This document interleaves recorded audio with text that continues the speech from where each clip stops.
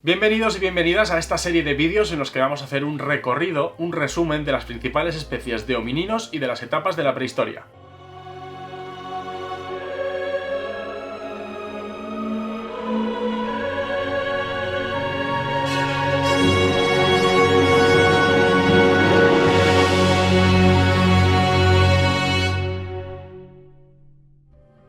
En vídeos anteriores hablamos, por un lado, de los australopitecos, homininos ya totalmente bípedos, y de los parantropos, unos descendientes suyos muy robustos y que no están directamente en nuestro linaje. Pero las formas semejantes a Australopithecus no solo dieron lugar a los parántropos, también dieron lugar a las primeras formas del género Homo. Probablemente nuestro antepasado más antiguo, perteneciente ya al género Homo, sea Homo habilis. Los restos más antiguos, que con certeza podemos decir que pertenecen a esta especie, a Homo habilis, datan de hace poco menos que 3 millones de años. Y su nombre significa humano hábil, debido al uso, a la elaboración de herramientas de piedra. Esta especie fue descubierta en 1962 en la garganta de Old Dubai por el matrimonio inglés Louis y Mary Leakey, quienes lo publicaron 2 años más tarde, en 1964. La capacidad craneal, el volumen interior de su cráneo, que nos da aproximadamente el volumen de su cerebro, ya era mucho mayor que en los Australopithecus. Estamos hablando de unos 600 centímetros cúbicos frente a los 400 de los Australopithecus. Además, tenían el rostro menos prognato, es decir, la cara menos adelantada. Los dientes eran de un tamaño todavía menor. Los molares eran más estrechos. Los premolares eran simétricos y en cuanto a su tamaño corporal ya eran más altos. Ya medían 1,40 m frente al metro de alto que medían los Australopithecus. Ya hemos adelantado de dónde sale el epíteto específico, la parte de su nombre científico que hace referencia a ser hábil.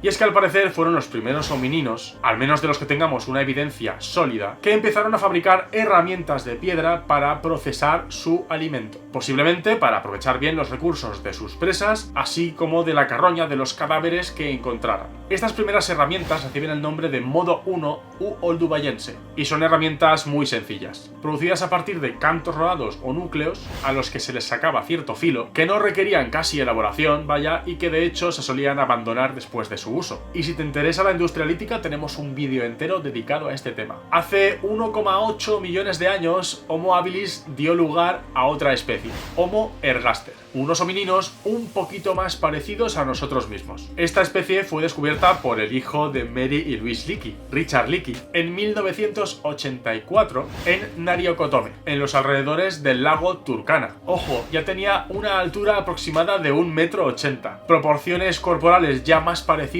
a las nuestras, dientes pequeños y, atención, una capacidad craneal de alrededor de 940 centímetros cúbicos. Se considera que esta especie es la que empieza a desarrollar el modo 2 de industria lítica o achelense. Y hay incluso investigadores que llegan más allá y hablan de que en esta especie podría aparecer el pensamiento simbólico o incluso una especie de protolenguaje. Y es que el modo 2 o achelense ya necesita de cierta visión simbólica de cómo quieres que sea la herramienta antes de empezar a elaborarla, lo cual también conlleva que tengas que enseñar a tus semejantes a tallarla de cierta manera. Las poblaciones de esta especie de hominino llegarían a ocupar áreas de distribución mayores, y ya fuese ergaster o alguna especie derivada de esta, darían lugar a poblaciones de especies como Homo antecessor u Homo erectus, especies que llegarían a salir de África y se extenderían por Europa o por Asia. Sobre una de estas salidas de África y sobre las poblaciones asiáticas de Homo erectus hablaremos en el próximo vídeo. Y así seguiremos este recorrido por la historia de nuestro propio linaje, las especies de homininos